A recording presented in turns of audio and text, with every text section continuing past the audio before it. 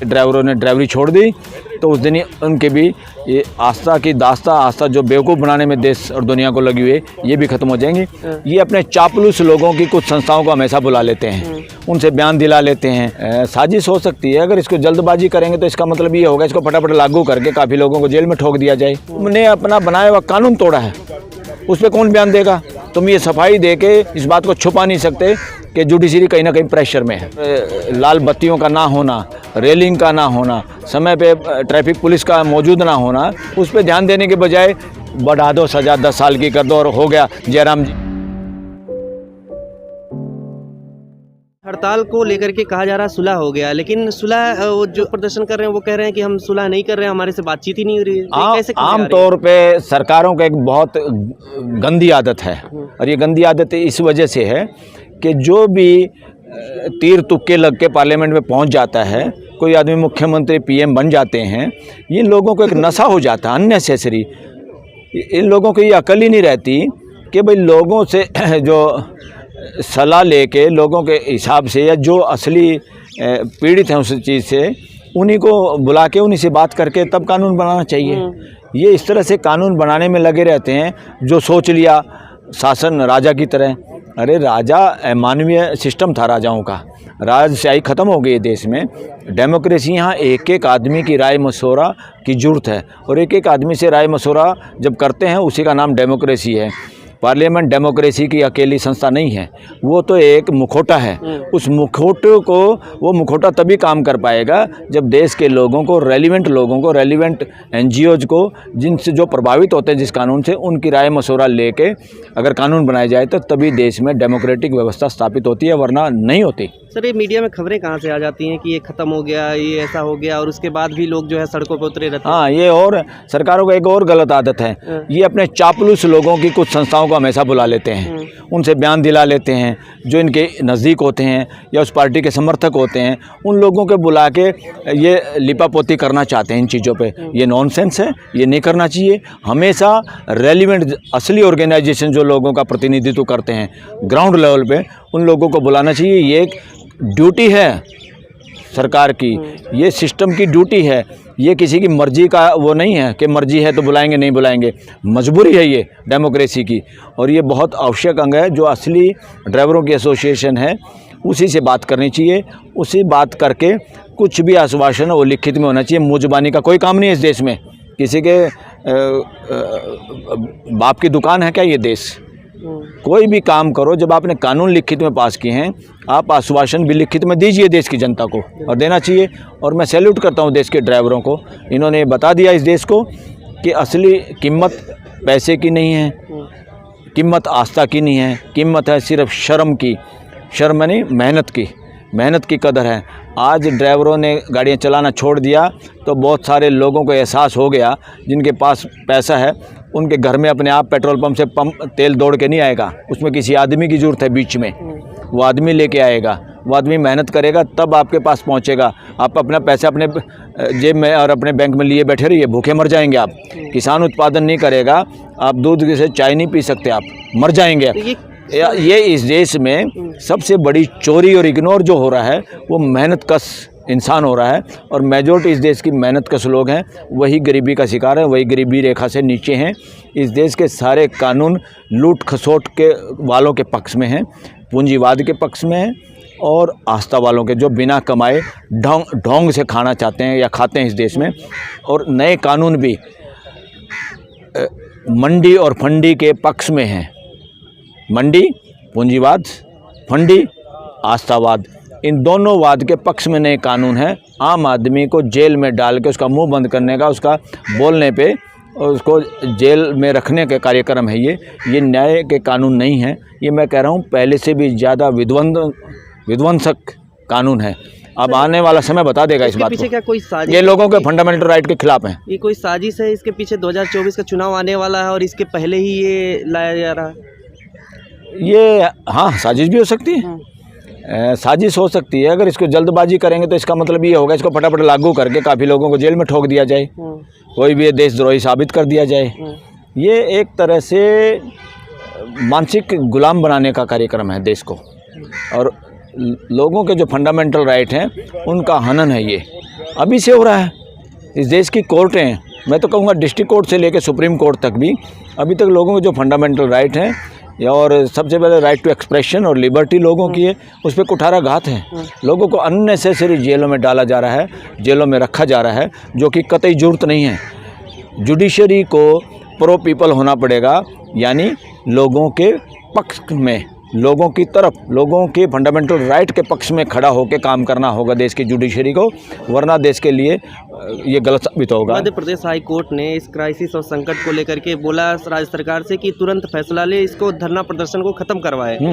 लेकिन उन्होंने इस तरीके से कुछ नहीं किया कि मतलब कोई ऐसा कोई चीज़ हो जिससे सुप्रीम कोर्ट कुछ नहीं इसमें बोल रहा है, पूरे देश का मामला है। नहीं, ये तो अभी जस्टिस कौल ने कहा ना रिटायरमेंट के बाद एक इंटरव्यू में BBC को शायद, उसने कहा कि जो सरकारें मेजोरिटी में होती ना, तो एक तरह से उनका कहना ये था सरकार जब मेजोरिटी में होती है जुडिशरी दब जाती है, यानी जुडिशरी ये डरती रहती है, ये लोग कहेंगे हमें मेजोरिटी मिली है।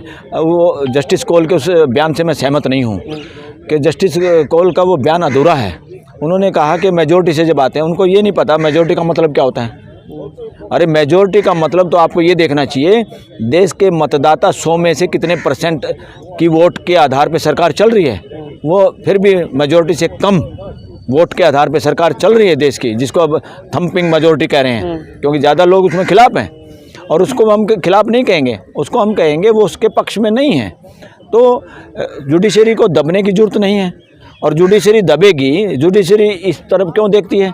जुडिशरी की तो न्याय की देवी की आंख की पट्टी बांधी हुई है। क्यों देखती है भाई मेजोरिटी किसकी, माइनॉरिटी किसकी? उसको तो संविधान देखना है, संविधान की व्याख्या करनी है, संविधान के अनुरूप चलना है।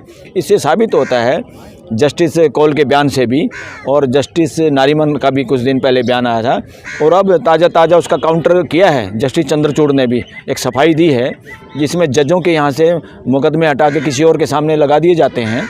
उस पर उन्होंने एक बयान दिया है कि वकीलों की मर्ज़ी से नहीं वो लगेंगे केस। अरे वो बात तो ठीक है, कौन कह रहा है वकीलों की मर्ज़ी से लगाओ? तुमने अपना बनाया हुआ कानून तोड़ा है, उस पर कौन बयान देगा? तुम ये सफाई दे के इस बात को छुपा नहीं सकते कि जुडिशरी कहीं ना कहीं प्रेशर में है। नहीं सर, सुप्रीम कोर्ट में क्या इस नए कानून को लेकर के मुद्दा पहुंच रहा है, या किसी माध्यम से सुप्रीम कोर्ट में सुनवाई होगी? नहीं, सुप्रीम कोर्ट में पूरा कानून किसी ने चैलेंज किया है। ये नए कानून को चैलेंज किया है कि ये कानून बिना बहस के पास हुए हैं, ये कानून बिना एक्सपर्टीज़ के पास हुए हैं, इसलिए पार्लियामेंट सुप्रीम नहीं है। पार्लियामेंट सुप्रीम तब होगी जब पार्लियामेंट हर स्टेक होल्डर से बात करेगी। पार्लियामेंट खाली अंदर बैठे हुए MPO का नाम नहीं है, पार्लियामेंट भी उसी तरह उसकी बाजू है पूरे देश की जनता। असली सुप्रीम है देश के लोग। क्या पार्लियामेंट में बैठे हुए लोग जो बैठते हैं वहाँ पर, उन्होंने लोगों की बात सुनी? क्या वहाँ की पार्लियामेंटेरियन कमेटी ने लोगों को बुलाया? क्या पार्लियामेंट्री कमेटी ने ड्राइवरों की संस्थाओं को उसमें बुलाया था? या जो चीज़ें उसमें शामिल की, एक्सपर्ट रिपोर्ट्स, लॉ कमीशन की रिपोर्ट और देश के सारे आंकड़े कि एक्सीडेंट में सारे की सारी जिम्मेवारी खाली ड्राइवर ही एक्सीडेंट करते हैं और कोई कारण नहीं है एक्सीडेंट होने का? टूटी खड्डेदार सड़कें, बुरे हालात सड़कों के, और लाल बत्तियों का ना होना, रेलिंग का ना होना, समय पे ट्रैफिक पुलिस का मौजूद ना होना, और लाल बत्तियाँ आमतौर पे ख़राब रहना, बहुत सारी चीज़ जिम्मेवार है एक्सीडेंटों के लिए। उस पर ध्यान देने के बजाय बढ़ा दो सज़ा, 10 साल की कर दो और हो गया, जयराम जी की काम पूरा हो गया पार्लियामेंट का या सरकार का। This is nonsense. विपक्ष नहीं सर मैदान में दिख रहा है, लेकिन आज जो है एक तरीके से जनता, ड्राइवर और तमाम लोग मैदान पे उतरे हुए दिख रहे हैं। क्या लग रहा है? मैं तो लगातार ये कह रहा हूँ जब तीनों संस्थाएं कमज़ोर पड़ जाएं इस देश को न्याय देने में, इस देश में व्यवस्था सुचारू रूप से चलाने में, जिसमें सरकार, पार्लियामेंट और जुडिशरी, जब तीनों अपने काम से न्याय ना कर पाएँ, सही चेक एंड बैलेंस ना करें, संविधान के अनुरूप ना चलें, तो लोग, देश के लोग, असली मालिक देश के 140 करोड़ लोग इंतज़ार करते हैं चौथे स्तंभ का, कि चौथा स्तंभ क्या काम कर रहा है। चौथा स्तंभ भी गोदी हो गया है बिल्कुल, वो बोल ही नहीं रहे। वो ऐसी चीज़ें चलाते हैं जो सरकार के पक्ष में होती हैं। वो सरकार के पक्ष में लोगों का माइंड सेट करने में लगा हुआ सारा मीडिया, तो कौन बोलेगा फिर? तो लोगों को फिर ये लगता है जब कोई भी अंग स्टेट का काम नहीं करता, ना सरकार गलत काम करती है, पार्लियामेंट मेजोरिटी के आधार पे बिल्कुल एंटी डिफेक्शन लॉ के डर में हाथ खड़े करके किसी भी चीज़ को चुपचाप हाँ कर लेते हैं, और उसको कोई चैलेंज करता है सुप्रीम कोर्ट में, सुप्रीम कोर्ट उसको ईजिली सुनती नहीं, या उसको हाई कोर्ट भेज देना या किसी खास बेंचों के सामने कुछ मुकदमे लगा देना, इससे सारा का सारा फिर जब इस तरह हैंडीकैप सिस्टम हो जाता है देश का, फिर जनता को खुद, यानी जनता क्या है, देश की जनरल बॉडी, जैसे पदाधिकारी काम ना करें तो जनरल बॉडी खुद खड़ी होती है, और जनरल बॉडी प्रदर्शन करना, बोलना, सड़क पे आना, सविनय अवज्ञा आंदोलन चलाना, काम रोकना, ये एक बड़ा तौर तरीका अच्छा है, और ड्राइवरों ने बहुत अच्छा तरीका अपनाया है कि उसको काम छोड़ दिया, एहसास हुआ कि ये कर लो, फिर बढ़ा लो अडानी की संपत्ति, फिर बढ़ा लो पूंजीपतियों की संपत्ति। अगर मेहनत करने वाले लोग मेहनत ना करें, सब धराशायी हो जाएगा सारा पूंजीवाद इस देश का। और ऐसे ही लोग जब आस्थाओं के केंद्रों पे जाना जिस दिन बंद कर देंगे, जैसे ड्राइवरों ने ड्राइवरी छोड़ दी, तो उस दिन ही उनके भी ये आस्था की दास्ता, आस्था जो बेवकूफ़ बनाने में देश और दुनिया को लगी हुई है, ये भी ख़त्म हो जाएंगी। इन दोनों का, मंडी और फंडी का, ये दोनों अव्यवस्थाएँ हैं, इनका धराशायी होना बहुत ज़रूरी है।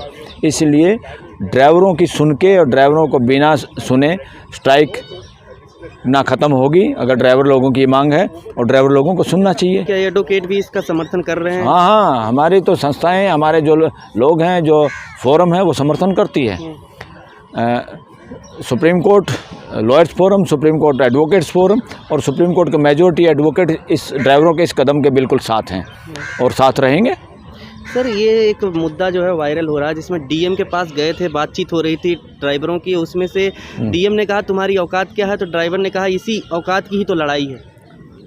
उस डीएम को सस्पेंड करना चाहिए, टर्मिनेट करना चाहिए, उसको कर टर्मिनेट करना चाहिए, मतलब उसका ट्रांसफ़र कर दिया। ये तो बकवास है, क्योंकि यह ट्रांसफर उसको टर्मिनेट करना चाहिए। देश के मालिकों को उनसे पूछा तुम्हारी औकात क्या है। इससे साबित होता है कि देश में शासन है, अभी व्यवस्था लागू नहीं हुई, इसमें देश में डेमोक्रेसी काम ही नहीं कर रही, संविधान काम नहीं कर रहा। अगर संविधान काम करेगा जिस दिन, उस दिन देश का प्राइम मिनिस्टर लेके, चीफ मिनिस्टर से लेके कोई डीएम, कोई जज ये नहीं पूछेगा किसी आदमी से, हिम्मत नहीं होगी कि तुम्हारी औकात क्या है। मालिकों से नौकर पूछें तुम्हारी औकात क्या है। दिस इज नॉनसेंस, उसको हटाना चाहिए था। खबरों में बने रहने के लिए फोरम 4 को सब्सक्राइब करें और नोटिफिकेशन पाने के लिए बेल आइकन दबाएं।